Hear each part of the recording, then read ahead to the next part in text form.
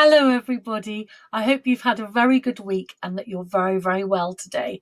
Well, guess who's here to see you? He likes you too much and he can't stay away. And here he is. Well, oh, I'm so sorry about that. Finnegan, you're too noisy.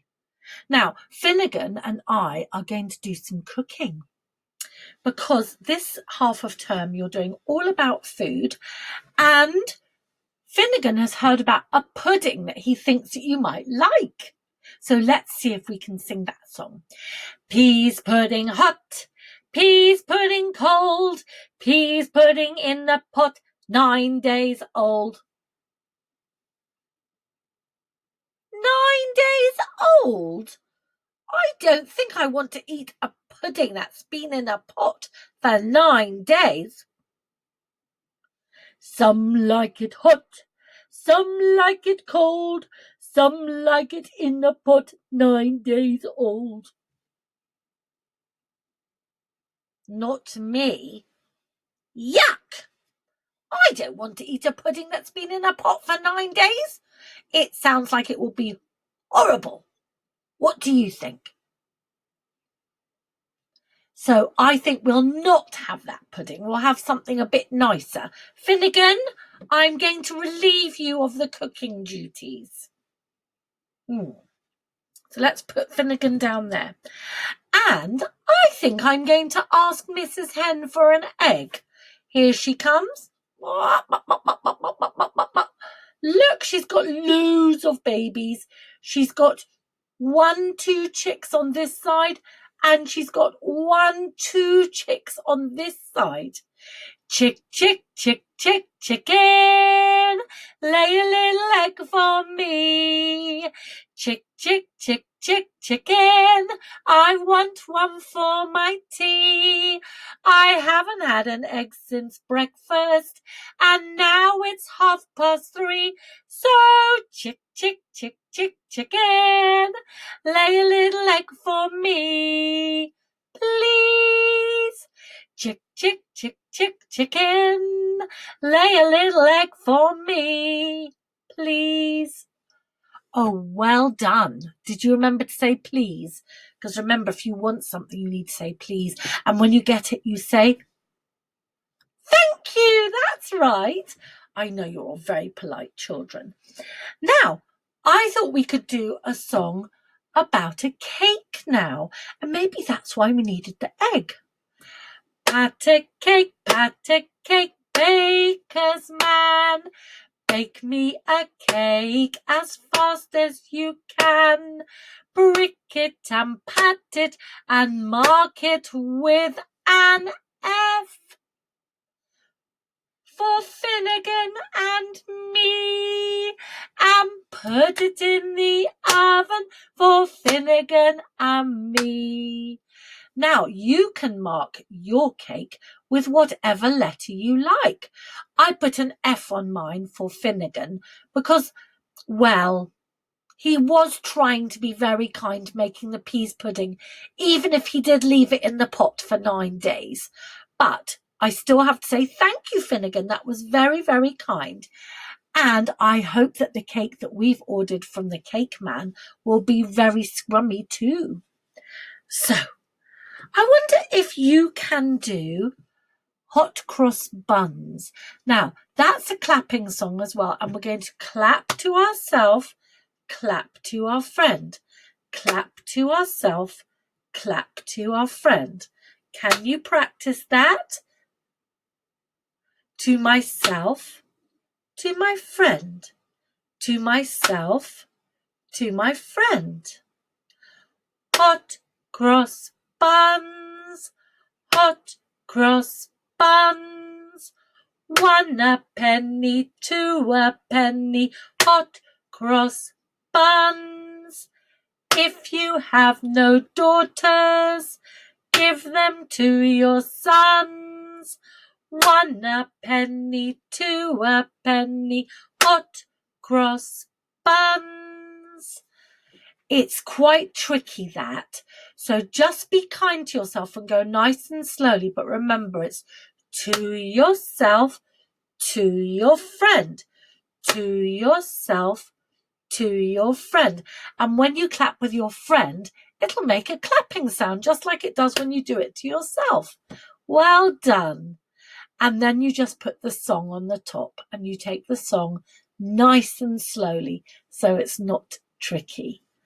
Okay, well, I have got two little birds with me today. I've got a daddy blackbird. Do you remember the daddy blackbird has got black feathers and a yellow beak, and the mummy blackbird is just brown with brown feathers and a brown beak. And they have, at this time of year, they lay their eggs, and you might see some blackbird chicks, but you'll definitely hear some blackbirds singing because it's so beautiful. And now also in this next story, I need this little bird. This is Jenny Wren. This is a little wren, and they're very small little birds.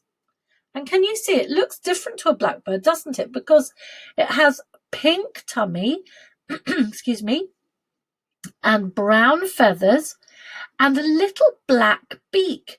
But also the wren has got beautiful pink eyebrows that go all the way from the beak over the wren's eyes. Can you see?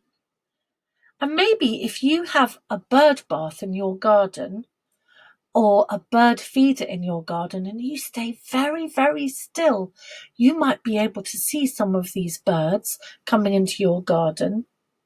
So we don't need Jenny at the beginning, Jenny Wren. We need Mr. Blackbird.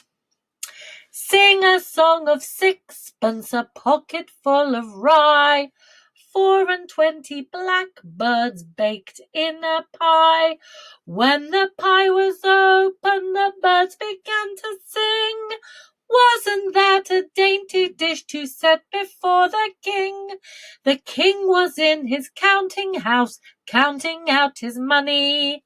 1, 2, 3, 4, 5, 6, 7, 8, 9, 10.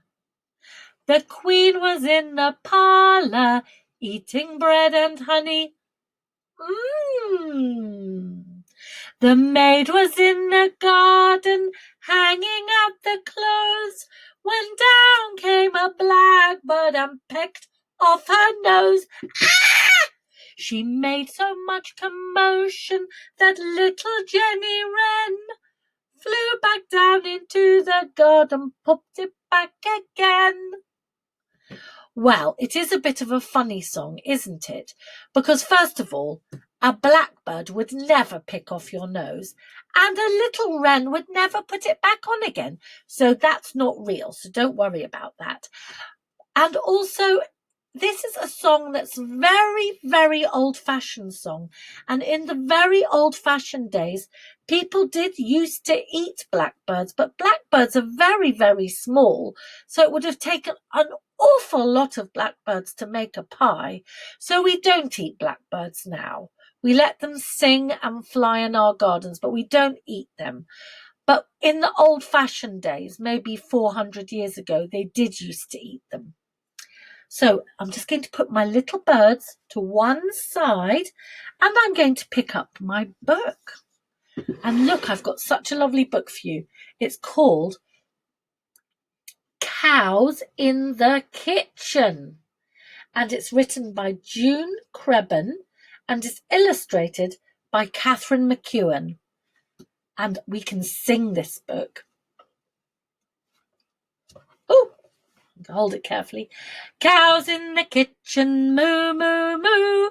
Cows in the kitchen, moo, moo, moo. Cows in the kitchen, moo, moo, moo. That's what we do, Tom Farmer. Look at the mess in the kitchen. Oh, I think Finnegan Hobnob would like to be in there as well, making all that mess. Well, what's going to be on the next page? Ducks on the dresser, quack, quack, quack. Ducks on the dresser, quack, quack, quack. Ducks on the dresser, quack, quack, quack. That's what we do, Tom Farmer.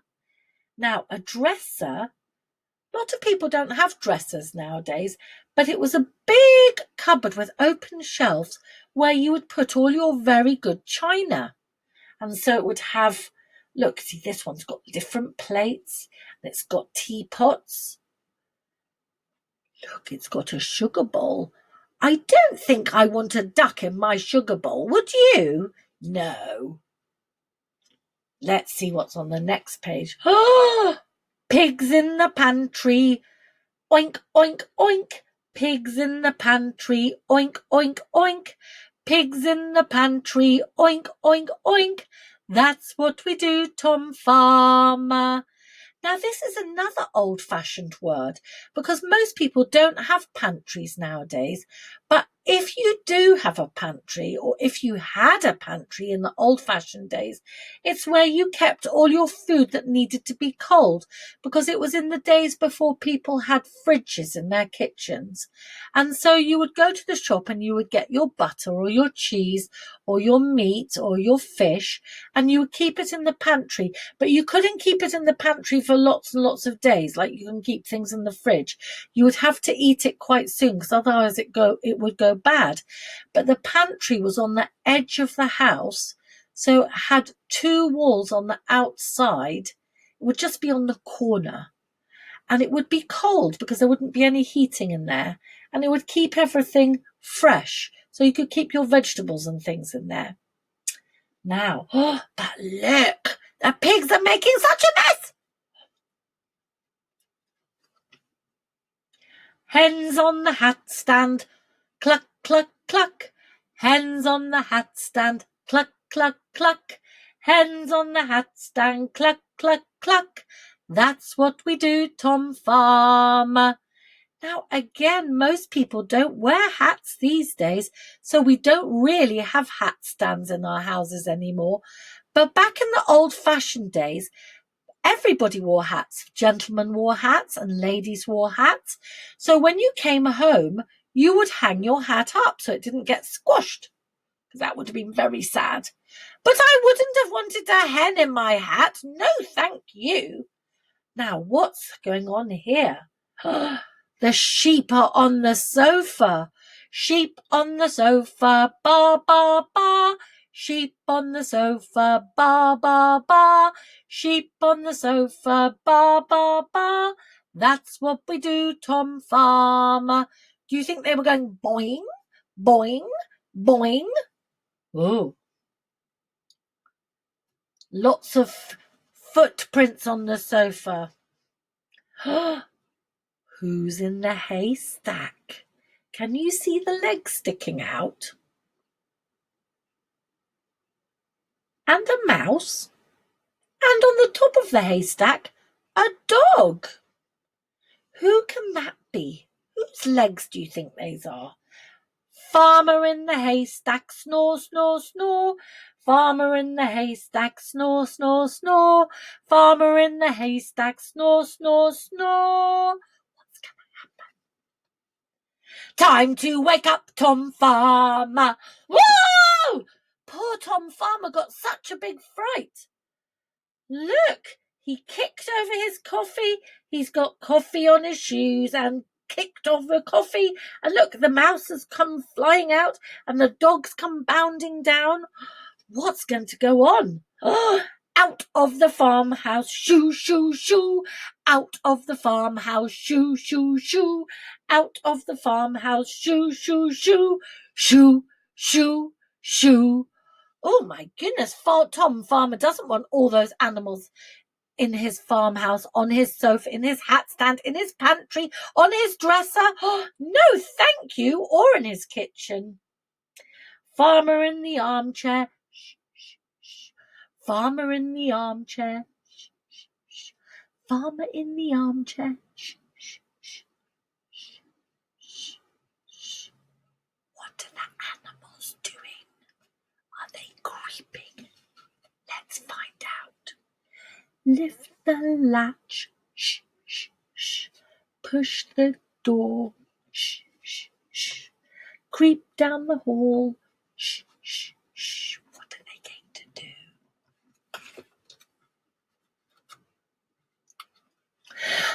That's what we do, Tom Farmer. Oh, poor Tom Farmer. He was working so hard, wasn't he? And he didn't have any chance to sleep. Oh, but he doesn't look too worried. Look, he's got a big smile on his face, and the sheep is jumping onto him saying, hello. Anyway, just remember, if somebody's asleep in your house, don't jump on them and go, hello. So I'm going to say bye-bye for today, and I'll see you next week. Have a good week. Lots and lots of love.